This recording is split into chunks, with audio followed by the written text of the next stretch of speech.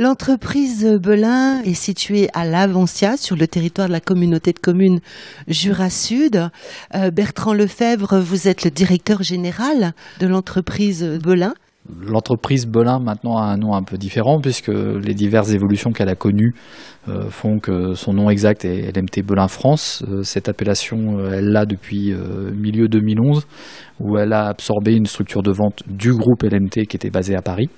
Et donc l'entreprise LMT Belin France, puisque c'est son nom à l'heure actuelle, est toujours celle qui conçoit, produit et vend les outils Belin de la marque Belin qui est historique dans la région, mais qui aussi commercialise sur le territoire français toutes les marques du groupe allemand LMT auquel appartient l'entreprise depuis 2001. Alors elle a quel âge? Quelle est son histoire? Alors l'entreprise Belin a fêté ses 50 ans l'année dernière, en 2012. Elle a été créée en 1962 par Yvon Belin, qui est une personne qui est originaire de la région. Et donc il a créé son entreprise sur le territoire de Dortan, avant de la faire déménager sur le territoire de l'Avancia. Cette entreprise a 50 ans, s'est développée petit à petit pour arriver à sa taille actuelle, qui est aux alentours de 115 personnes sur le territoire de l'Avancia. L'entreprise Belin a été créée par Yvon Belin sur la base d'une industrie qui était une industrie forte de la région, qui était la lunetterie.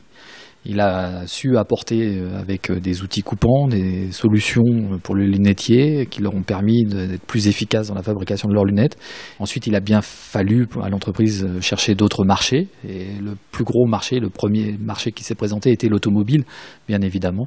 Et l'entreprise Belin a su évoluer et progresser et grossir pour passer de la lunetterie à bien d'autres domaines qui sont l'industrie de l'enseigne, l'industrie automobile et aussi l'industrie aéronautique. Un grand nombre de nos employés sont des gens qui ont fait quasiment toute leur carrière ici, qui sont le dépositaire de ce savoir-faire, qui est à l'heure actuelle ce qui permet à l'entreprise de durer et de vivre. Ce savoir-faire est pour nous une richesse et pour moi une richesse formidable. Et à partir de ce savoir-faire, tout est possible. Et c'est cette connaissance et cette compétence qui fait qu'on arrive à développer l'entreprise et que les perspectives de développement pour l'entreprise sont importantes. Parce que ce savoir-faire est intéressant sur le marché et que c'est le capital qu'il va falloir garder dans le futur parce que bien évidemment la transmission de ce savoir-faire est un des enjeux majeurs de l'entreprise et c'est ce qu'on est en train de construire petit à petit au sein du territoire notamment. L'entreprise Belin a des frères au sein d'une famille. Voilà. Donc l'entreprise Belin a été rachetée par un groupe allemand en 2001. Ce groupe allemand est un groupe familial, comme l'était l'entreprise, c'est-à-dire avec des actionnaires qu'on rencontre régulièrement, qui ne sont pas des actionnaires invisibles, qui sont des gens qui nous donnent la direction, qui tiennent beaucoup à cet aspect familial de leur groupe. Et dans ce groupe, nous avons des entreprises sœurs qui fabriquent des outils aussi, qui sont basées en Allemagne, aux États-Unis ou en Autriche, et dont nous vendons les produits sur le territoire français, qui s'appellent Fetteux, Kininger, Honsrud, Böllerit ou Bils. Et notre travail, justement, dans ce groupe est de collaborer, de coopérer avec eux pour faire fructifier les actifs de nos actionnaires. Alors, quels sont vos clients ? Majoritairement, et là on va revenir sur les produits de la marque Belin, nos clients sont un domaine important pour nous, justement, est lié à notre connaissance de l'usinage du plastique.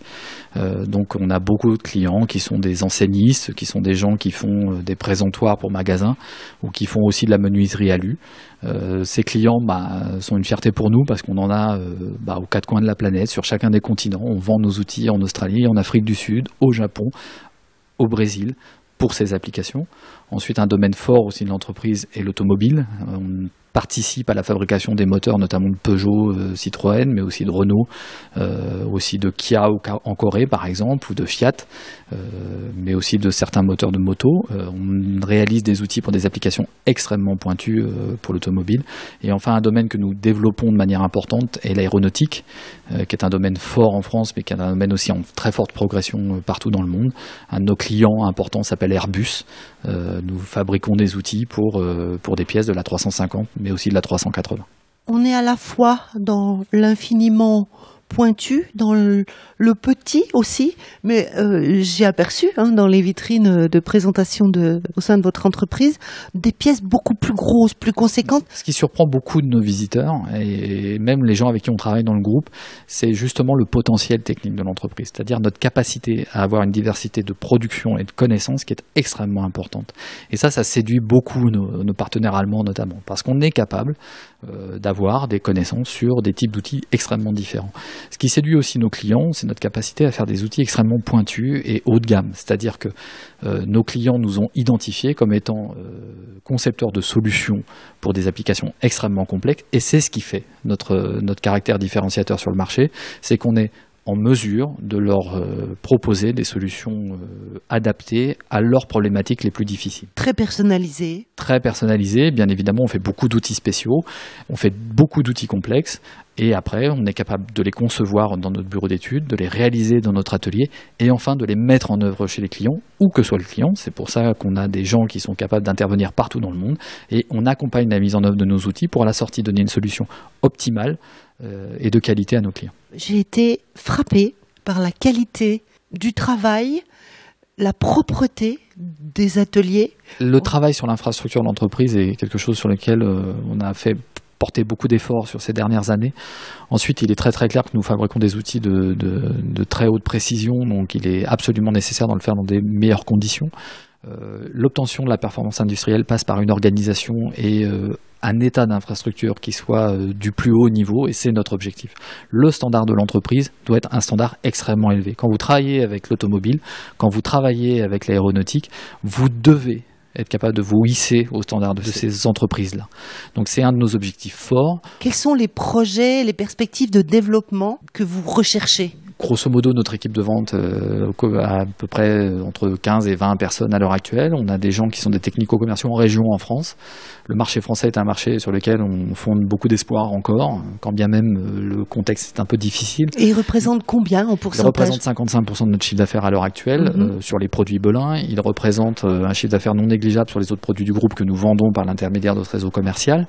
Le potentiel industriel en France existe encore et nous savons que notre part de marché est suffisamment basse pour qu'on ait des perspectives de prendre des parts de marché. Ensuite, l'export est évidemment extrêmement importante. Une entreprise comme Belin de 115 personnes aurait une grande difficulté à pouvoir avoir des réseaux partout dans le monde.